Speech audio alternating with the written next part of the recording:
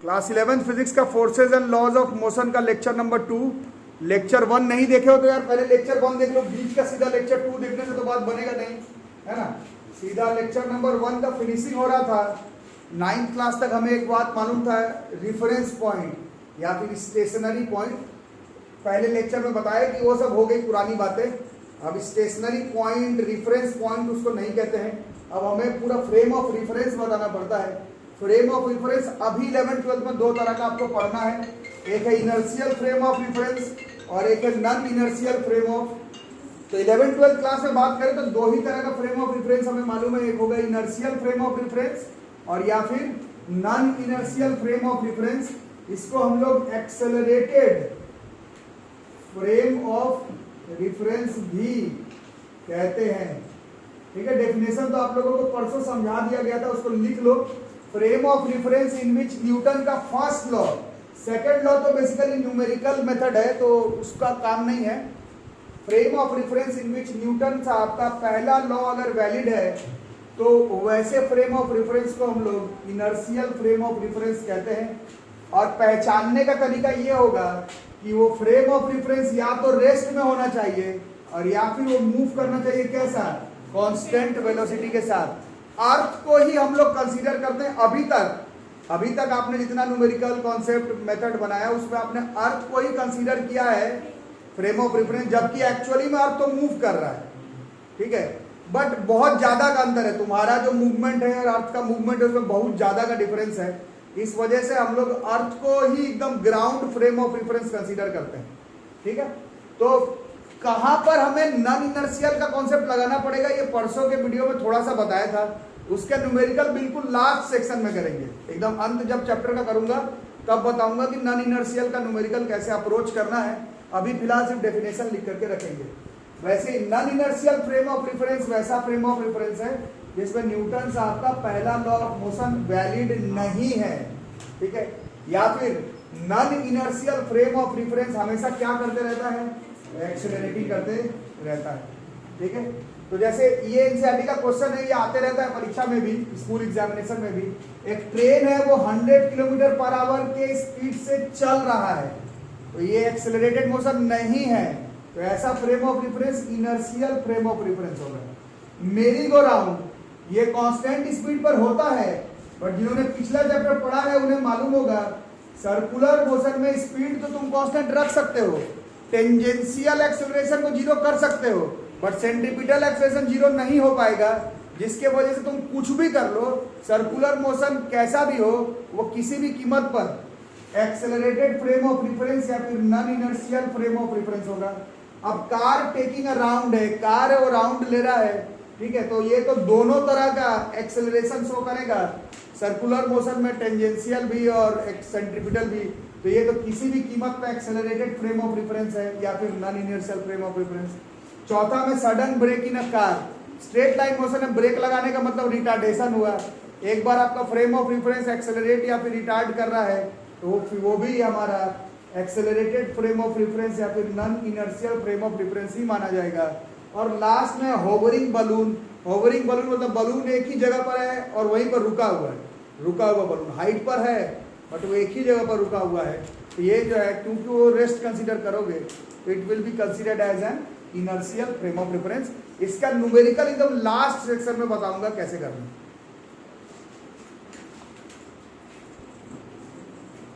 तो second law of motion के एक बार और एक्सप्लेनेशन करते हुए हम लोग चैप्टर को आगे निकालेंगे। इनर्शियल नॉन इनर्शियल का न्यूमेरिकल लास्ट सेक्शन में आएगा। एक बार सेकंड लॉ ऑफ मोशन एक बार और बता दो। ठीक है, सेकंड लॉ ऑफ मोशन कहता है कि अगर सेम हाइट से दलदल पर भी गिरेंगे और सेम हाइट से करकट पर भी गिरेंगे तो ज्यादा चोट जो है वो करकट वाले केस में लगेगा, क्योंकि दोनों ही केस में मोमेंटम का चेंज तो होना है, बट जिस केस में चेंज इन मोमेंटम ज्यादा हो, नहीं चेंज इन मोमेंटम होने पर टाइम ज्यादा लगेगा वहां फोर्स कम लगेगा, और जिस केस में मोमेंटम चेंज होने में टाइम कम वहां पर फोर्स ज्यादा लगेगा। इसी को हम लोग न्यूटन साहब का सेकंड लॉ ऑफ मोशन कहते हैं।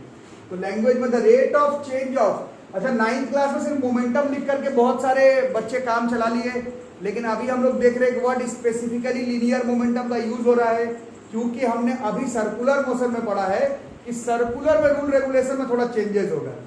9th तक हम लोग सिर्फ rate of change of momentum बोल के काम चला ले रहे थे, अब rate of change of linear momentum या फिर rate of change of momentum in straight line, ऐसा बोलना ही पड़ेगा।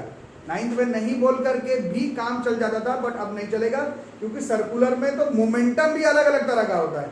जैसा अभी तुम लोग पढ़े हो, फोर्स अलग अलग तरह का, एक्सेलरेशन अलग अलग तरह का, मोमेंटम भी अलग अलग आएगा। केमिस्ट्री में आप लोग पढ़े हैं, एंगुलर मोमेंटम वर्ड ऑलरेडी आप लोग बोर्ड मॉडल में नाम सुन चुके हैं। तो सिर्फ मोमेंटम रखते हो तो गड़बड़ हो जाएगा सब, क्योंकि मोमेंटम अब लीनियर भी हो सकता है, एंगुलर भी। तो अब जो भी बात होगी इस चैप्टर में, अभी तक फिलहाल वो लीनियर मोमेंटम का होगा। Rate of change of linear momentum of a body is directly proportional to the external unbalanced force applied on the body, and this change always takes place in the direction of applied force. This is explanation of second law of motion. इसी law को हम लोग, this law is called real law of motion. Actually में इस second law को ही हम लोग physics का real law of motion भी कहते हैं। ठीक है, रियल लॉ का मतलब हो गया कि हमने 3 लॉ पढ़ा था, फिर से पढ़ेंगे फर्स्ट, सेकंड, थर्ड। एक्चुअली में सिर्फ सेकंड लॉ ही अगर आपका क्लियर है तो उसी में फर्स्ट लॉ का भी स्टेटमेंट आ जाता है और थर्ड लॉ का भी स्टेटमेंट आ जाता है। कैसे आता है वो आगे बताऊंगा, अभी फिलहाल हम लोग याद करके रखेंगे। और हम लोग इसी लॉ को या फिर सेकंड लॉ को ही हम लोग क्वांटिटेटिव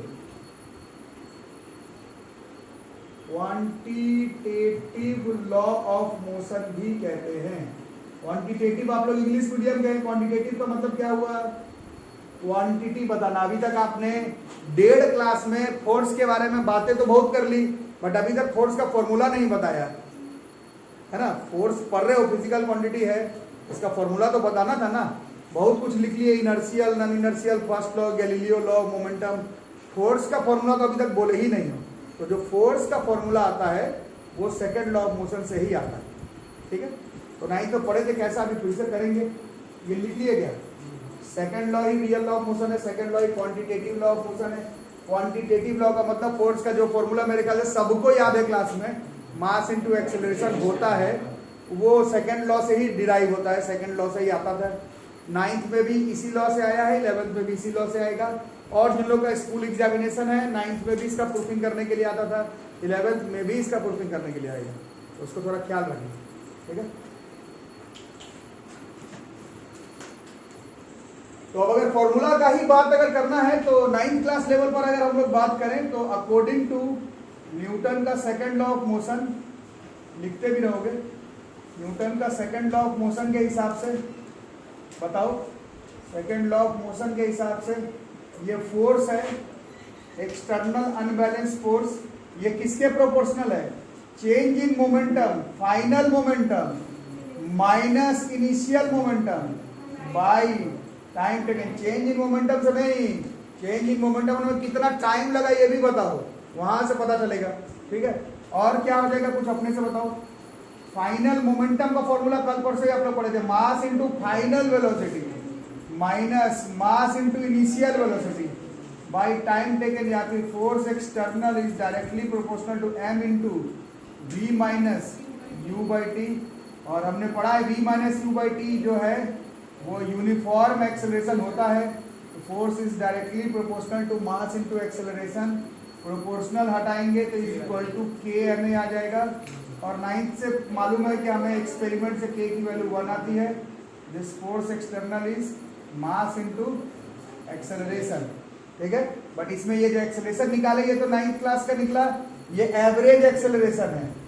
और अभी हम लोग 11th क्लास में सीखे एक्सेलरेशन, वेलोसिटी, स्पीड इंस्टेंटेनियस भी हो सकता है।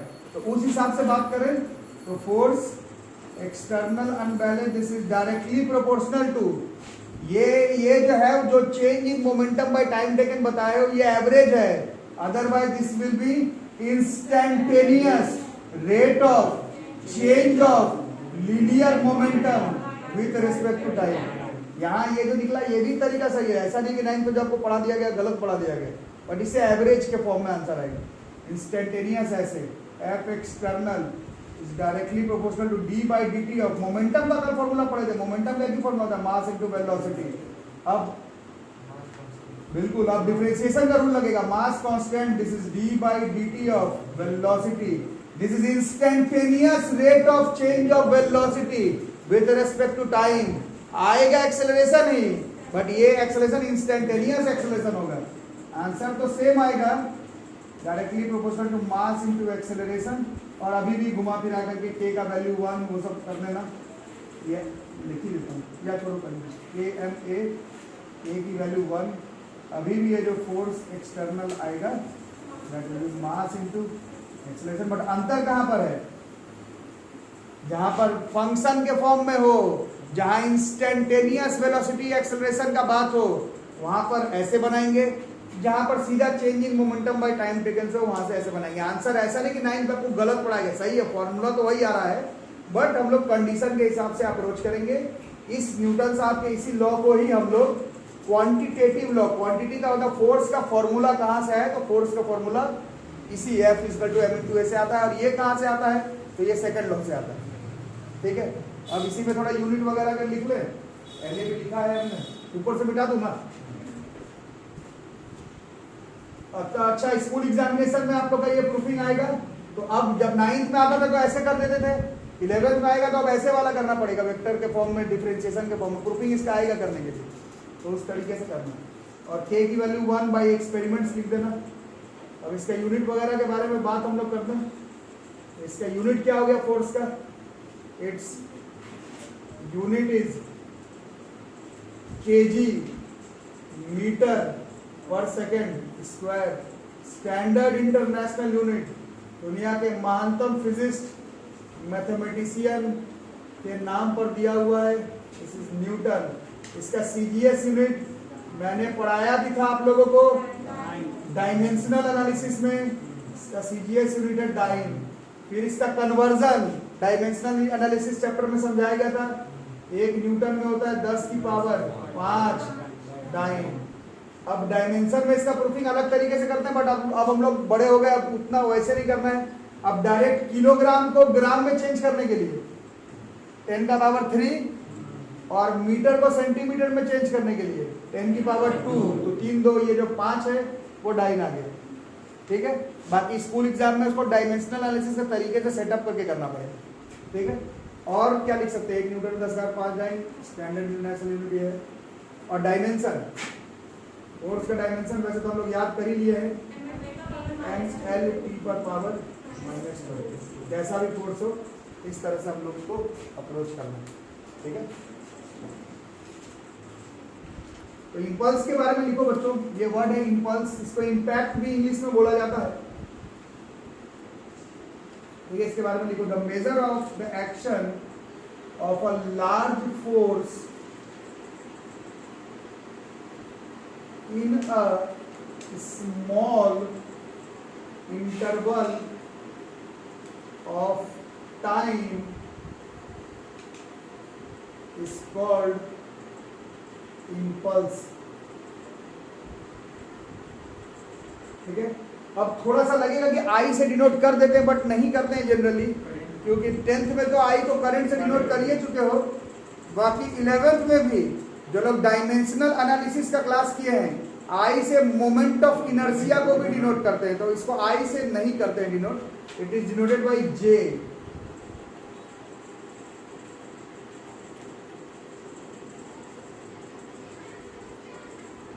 ठीक है, वेक्टर है, it is a vector quantity. होता क्या है, अगर लैंग्वेज से नहीं पकड़ पाए तो यहां से पकड़ लोगे। अभी क्या लिखे थे, था फोर्स, ये था change in momentum by time taken था ना, यही जो चेंज इन मोमेंटम है, यही जो चेंज इन मोमेंटम है, change in momentum by time taken is force, but सिर्फ जो चेंज इन मोमेंटम था दिस इज आवर इंपल्स। लेकिन डेफिनेशन में कह रहा है कि सब जगह पर इसका इस्तेमाल नहीं करते, स्मॉल इंटरवल ऑफ टाइम की जगह पर इस शब्द का इस्तेमाल किया जाता है। ठीक है, या फिर अगर मैथमेटिकली फॉर्मूला अगर लिखते हैं तो इंपल्स बराबर, ऐसे बताओ क्या होगा, फोर्स बराबर इंपल्स बाय टाइम, फोर्स बराबर change in momentum by time. Force बराबर चेंज इन मोमेंटम को ही क्या कह रहे हैं हम लोग, इम्पल्स का फॉर्मूला क्या हो गया, therefore impulse is equal to, बोलो ये, this is force into time. आ रहा ना समझ में? बट क्वेश्चन जब बनाओगे तब तुम खुद देख लेना कि हर जगह पर इस शब्द का इस्तेमाल नहीं होता, ठीक है, ये शॉर्ट टाइम इंटरवल पे ही इस्तेमाल होता है, ठीक है। तो इसका यूनिट वगैरह कुछ बता दो, बाकी ये वेक्टर है, डायरेक्शन किस तरफ होगा, सिर्फ फोर्स के ऊपर डिपेंड कर रहा है, तो जहां फोर्स उसी तरफ इम्पल्स, उसी तरफ चेंज इन मोमेंटम, है ना, तो इसका ख्याल रखना। बाकी यूनिट खुद से बताओ, इट्स यूनिट इज फोर्स का न्यूटन, टाइम का सेकंड, न्यूटन सेकंड, या फिर मोमेंटम से मोमेंटम घटा तो डायमेंशन मोमेंटम का ही आ गया, है ना, तो इसका यूनिट जो है केजी मीटर पर सेकंड भी हो गया, यार समझ में, यहां से लिखे तो न्यूटन सेकंड हो गया, और यहां से मोमेंटम घटा है तो डायमेंशन यूनिट तो मोमेंटम का ही हो जाएगा, केजी मीटर पर सेकंड। वेक्टर क्वांटिटी है, चेंज इन मोमेंटम को इंपल्स कहेंगे, हर जगह पर इस शब्द का इस्तेमाल नहीं होगा, जे से डिनोट करेंगे, इंपैक्ट निकालने का काम आता है, impulse change in momentum for a short interval of time के वजह से जो फोर्स लगा उस फोर्स के जगह पर हम लोग इंपल्स वर्ड का इस्तेमाल करते हैं। क्लियर हो गई? और डायमेंशन क्या हो जाएगा इसका, हाँ, जो मोमेंटम का जो था, है ना, तो मोमेंटम का कितना था, ml (T-1), ठीक है। तो मोमेंटम का बोलो, चाहे इंपल्स का बोलो, चाहे चेंज इन मोमेंटम का बोलो, इन सब का डिमेंशन सेम है, जे से डिनोट करते हैं। वेक्टर क्वांटिटी है, डायरेक्शन चेंज इन मोमेंटम के तरफ होगा, फोर्स के तरफ डायरेक्शन होगा, ये सब बातें हैं इंपल्स के बारे में। ओके, तो लिख लो। अब इस फॉर्मूला में देख ही लो बच्चों, कुछ लोग अपने से भी आइडिया लगा लिए होंगे, ये फोर्स का फॉर्मूला ही नहीं है, ये एवरेज फोर्स का फॉर्मूला है, change in momentum final minus initial by time, तो ऐसा ही बात है, इससे जो निकलेगा उससे एवरेज इंपल्स निकलेगा, इंस्टेंटेनियस वाला नहीं निकलेगा, है ना। तो उसका हम लोग थोड़ा बंदोबस्त कर लेंगे, इसको मिटा दूं, ठीक है। तो बंदोबस्त हम लोग इस तरह से कर लेंगे, कोई खास बात नहीं है, थोड़ा दिमाग लगाएंगे तो हो जाएगा। अब तुम लोग ये मत बोल देना कि दिमाग ही नहीं है हमारे पास तो कैसे लगाएंगे, क्योंकि तो तुम लोग बोल ही देते हो, मौका मिलने का देरी है बस, है ना। तो ये अभी थोड़ा देर पहले लिखे थे, इंस्टेंटेनियस फोर्स बराबर हो जाएगा instantaneous rate of change of linear momentum, तो this is dp is equal to, यहाँ से हो जाना है f dt, ठीक है, dp बराबर f dt। अब यहीं पर डिपेंड कर रहा है कि कौन मेरा इंटीग्रेशन डिफरेंशिएशन का क्लास किया है, कौन नहीं किया है, जो नहीं किया उसको दिक्कत है।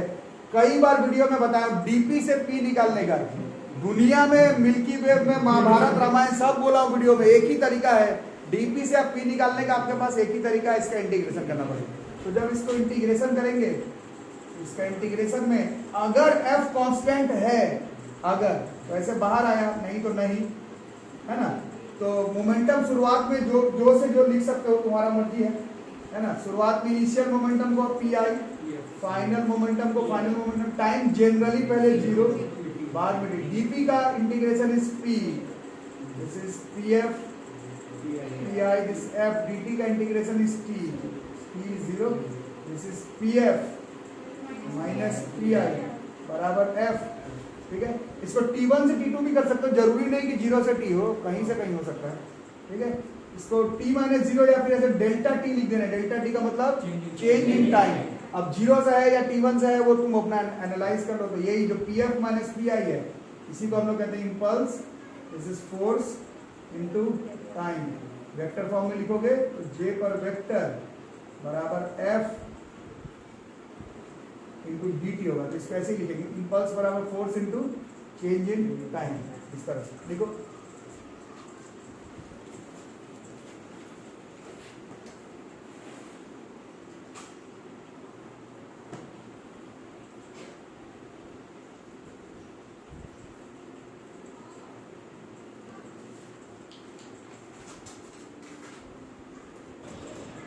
कुछ क्वेश्चंस कर लेते बच्चों। अब जैसे बहुत लोगों को आइडिया होगा कि पहला 1-2 क्वेश्चन कर रहे हैं तो थोड़ा सा आसान ही होगा, है ना। बट आसान में भी ऐसा कर रहे हैं जो प्रीवियस ईयर में आया है, ठीक है। तो थोड़ा सा आसान में भी कुछ प्रैक्टिस हो जाए हमारा, है ना। कोई भी क्वेश्चन बर्बाद नहीं करना है। A player caught a cricket ball of mass 150 gram moving at a rate of 20 metre per second. if the catching process is completed in 0.1 second, the force of the blow exerted by the ball on the hand of the player is 150 Newton, 3 Newton, 30 Newton, 300 Newton. ठीक है, video को pause करके अपने से भी बना सकते हो और या फिर बताओ क्या क्या गिवन है और कुछ से बनाओ, है ना। मास दिया हुआ बॉल का 150 ग्राम है, लेकिन तो 150 बाई 1000 किलोग्राम हो गया। और change in velocity, change in velocity या फिर v माइनस यू जो भी बोलते हो, मतलब इनिशियल वेलोसिटी कितना था 20 और कैच कर लिया तो फाइनल वेलोसिटी कितना हो गया 0 और टाइम दिया हुआ है। निकालना क्या है, फोर्स कैसे निकलेगा, this is m into acceleration is v minus u by t, m is 150 by 1000, v is 0, u है 20, टाइम है 0.1। अब बताओ कितना हुआ, 15 बाई 100 माइनस 20 बाई 1 बाई 10 कितना होगा, this comes out to be minus 30 newton. ठीक है, और माइनस 30 न्यूटन लगाने का क्या मतलब हुआ, फोर्स, ये वाला फोर्स आपको क्या लिखना, force of the blow exerted by the ball on the hand of the player. ठीक है, तो अकॉर्डिंग टू क्वेश्चन ये फोर्स कितना आ जाएगा, this comes out to be 30 newton. ठीक है, ये उल्टा वाला डायरेक्शन शो कर रहा है माइनस 30 न्यूटन। ठीक है, लग रहा है कितना, मेरे हाथ पे कितना लगेगा, हाथ पे लगेगा 30 न्यूटन, और बॉल आ रहा है, चोट कितना लगेगा हाथ में, दैट इज 30 न्यूटन। माइनस क्यों आया, क्योंकि तुमने क्या किया था, बॉल के मोशन को क्या किया, रोका है। रोका मतलब तुमने रिटार्ड करवाया, किसके मोशन को, बॉल के मोशन को। बट बॉल का मोशन का थोड़ी पूछा, तुम्हारे हाथ में कितना चोट लगा वो पूछा जा रहा है। तो हाथ पे तो 30 न्यूटन लगा, बॉल पर पूछा जाता कितना, तो बॉल पे रिटार्डिंग फोर्स लग रहा, रुक गया माइनस 30 से। बट बॉल पे कितना नहीं, तुम्हारे हाथ पर कितना फोर्स लगा पूछा जा रहा है। तो आंसर विल बी 30 न्यूटन। ठीक है, नेक्स्ट क्वेश्चन बड़ा मजेदार क्वेश्चन है, बहुत इंटरेस्टिंग क्वेश्चन है, वेरी इंटरेस्टिंग क्वेश्चन है। ट्रिपल 2010 का क्वेश्चन है, एनसीईआरटी में भी दिया हुआ है और बढ़िया क्वेश्चन है। तो क्वेश्चन क्या कर रहा है, ऐसा पोजीशन टाइम ग्राफ दिया हुआ है, बड़ा मजेदार क्वेश्चन है, बहुत लोगों का गलत हो गया था एग्जाम में। पोजीशन टाइम ग्राफ, डांस नहीं क्लास में, पल्लवी भाई और डांसिंग है क्या, ये तो मेरा स्टाइल है, डांस करने किसका स्टाइल है।